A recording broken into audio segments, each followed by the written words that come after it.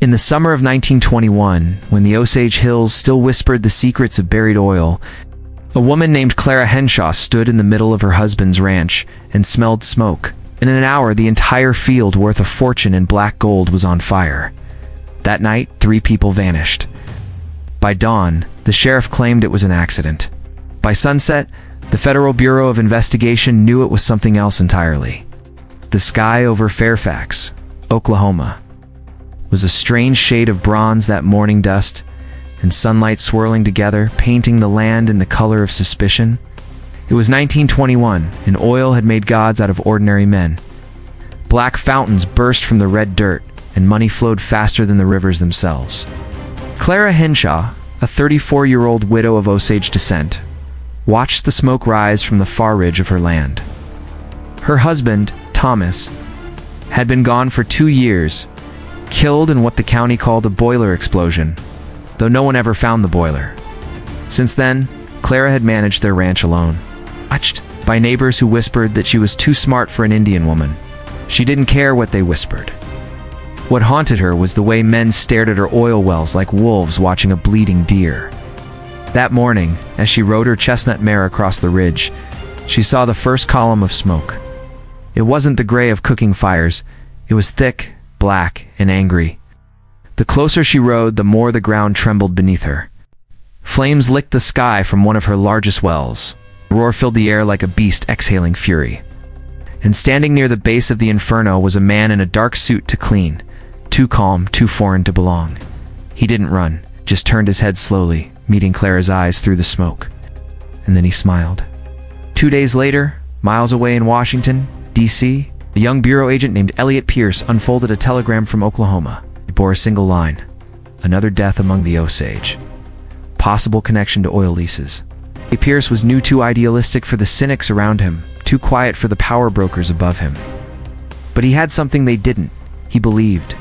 He believed the Bureau could cleanse the rot out of America's small towns. That justice was more than a slogan whispered in marble halls. When he showed the telegram to his superior, Director J. Edgar Hoover, the man's expression was unreadable. "Go," Hoover said at last. That word "savages" made Pierce's stomach turn. He folded the telegram, packed his revolver, and left for the west by train. When Pierce arrived in Fairfax, the town greeted him with dusty streets and watchful eyes. Everyone knew when a stranger came to town. They also knew better than to talk to one. He found Clara Henshaw at the edge of her burned field, standing beside a heap of twisted metal that had once been a drilling rig. Her hands were black with soot, her face set in stone. "I heard the Bureau was sending someone," she said before he even introduced himself. "You're late." "I came as fast as I could," Pierce replied. "Fast enough to stop the next one?" she asked. That was how it began to people from opposite worlds, drawn together by fire, money, and murder. Clara knew things she shouldn't have known. She had letters old, singed at the corners, written by her husband to someone named W.H. They spoke of oil leases, bank accounts, and the fear that someone was watching him. Pierce read the letters by lamplight that night and understood something terrible. Whoever W.H. was, it wasn't just local. He had reached political, financial, and deadly. Their grief was quiet, disciplined, as if someone had taught them that loud sorrow invited danger. After the burial, Clara finally spoke. "She's the 5th this month," she murmured. 5 graves, all young, all landholders. Pierce nodded. "I know." Clara turned to him, her eyes dark as oil. "You don't know. You're beginning to understand." There was a difference, and he realized she was right. Pierce followed her back to her house, where a storm of dust swept in waves across the land. It was impossible to tell if it was natural wind or the land itself grieving. When they reached her porch, Clara paused, her eyes narrowing toward the barn. "Someone was here," she said. Pierce instantly reached for his revolver. "How do you know?" "There's a footprint in the mud," she said. "And I don't own boots that size." Pierce examined the deep boot print, carefully placed, not hurried. The heel showed a worn-down corner, distinctive. It was a message. Just like the smile at the fire. "It's him," Clara said. Pierce asked. Claire didn't answer. She didn't need to. The Hale Ranch sat on a rise overlooking Fairfax, as though its owner preferred to look down upon everyone else. It wasn't the house that intimidated it, it was the way the land seemed to move around it, as if rearranging itself to please him. Fat cattle grazed in perfect rows. Oil wells pumped like beating hearts. Workers moved with the discipline of soldiers. Everything was in order. Too much order. Within a month, 3 more Osage landowners were dead. 1 poisoned, 1 shot in the back, 1 found in a dry creek bed. The county coroner called each death an unfortunate accident. Each victim had recently transferred their oil rights through marriage or inheritance. Each had connections to one man, William Hale, a rancher who called himself the King of Osage Hills. Hale was charming, generous, and terrifying. He donated to the church, built schools, paid for funerals, but behind his pale eyes lurked something colder than greed. When Pierce first met him, Hale shook his hand with a grip that lingered just long enough to feel like a warning. "You must be the bureau man," Hal said, smiling. "Careful out here, son." Clara, watching from the doorway, whispered, "That's the man who smiled at the fire." The funeral took place under a wide, cloud-heavy sky that looked as though it could collapse at any moment. The Osage burial traditions mixed with the forced Christian ceremonies of the county church, producing an uneasy blend of hymns and mourning songs older than the soil itself. Women draped in blankets keened low, rocking back and forth in grief so deep that words could not reach it. Clara stood near the grave, her eyes fixed, unblinking, on the coffin being lowered into the earth. This was Martha Greycloud, a young mother of 2, found dead in her sleep. The doctor called it heart failure, but Martha was only 27 and strong as a fence post. Everyone knew what had really killed her, yet no one spoke it aloud. Silence had become a religion in Fairfax. Agent Elliot Pierce stood a little behind Clara, his hat pressed against his chest. He watched the crowd, the sideways glances, the stiff jaws, the fear lined in every expression. No one cried loudly. No one shouted for justice. Pierce and Clara arrived just before sundown. Hale greeted them on the porch, dressed in a cream suit that looked untouched by dust. "Well now," Hale said, with that same easy smile, "Miss Henshaw and her new watchdog." Pierce ignored the jab. "Your men were on her land today."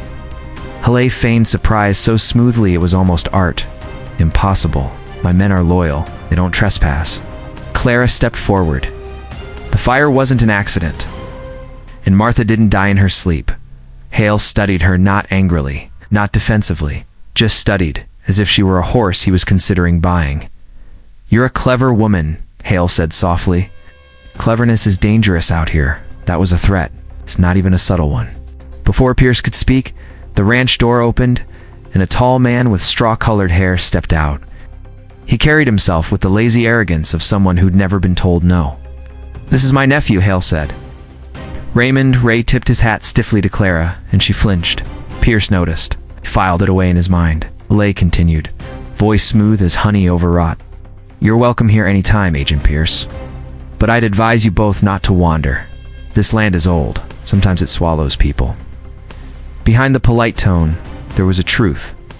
Somewhere under this ranch, Pierce realized, were bodies. That night, the wind howled like wolves across the plains. Clara lit only one lamp. Pierce sat at her kitchen table, maps and death certificates spread before him. 5 deaths, all connected by marriage, all leading back to Hale's extended family by blood or legal inheritance. "He isn't just taking money," Pierce said. "He's consolidating. Building an empire," Clara whispered. "No," Pierce said slowly. "Building a dynasty." A knock came at the door, soft, rapid, urgent. Clara froze. Pierce extinguished the lamp. Another knock, faster now. Someone whispering Clara's name through the wood. Clara opened the door a crack. Standing there was Lillian Redbird, a cousin of the deceased Martha. Her eyes were red, her breath ragged. "They're going after Anna next," she gasped. "Ain't she's leaving? Tonight she's running. Hale's nephew is drinking at Sam's Tavern, bragging about how she won't wake up." Tomorrow Pierce stood, grabbing his coat. Clara grabbed her rifle. The storm outside swallowed them whole. The station was nearly empty, the late-night train puffing steam in slow, heavy breaths. Anna, slight, nervous, clutching a carpet bag, stood near the tracks, her eyes flicking toward every shadow. "Anna," Clara called. Anna spun, relief flooding her face, and then dread, because stepping from behind the telegraph shack was Raymond Hale, his smile loose and lazy, whiskey-warm and ugly. "Well now," he drawled, "looks like the whole band's here." Pierce stepped forward, hand on his revolver. Ray laughed. "You think killing me will stop anything? Yeah, that oil belongs to us. Always did. We were just taking it back." Clara aimed her rifle. Step away from her. Ray didn't. He reached into his coat. Pierce drew first. The gunshot cracked across the tracks like lightning splitting sky. Raymond Hale fell to the platform, blood blooming beneath him like a red flower opening. The train screamed its whistle. Anna cried into Clara's shoulder. Pierce stood perfectly still, smoke curling from the barrel of his gun. And far down the tracks, under the station lamp, a figure watched them. William Hale. He didn't move. He didn't shout. He didn't run.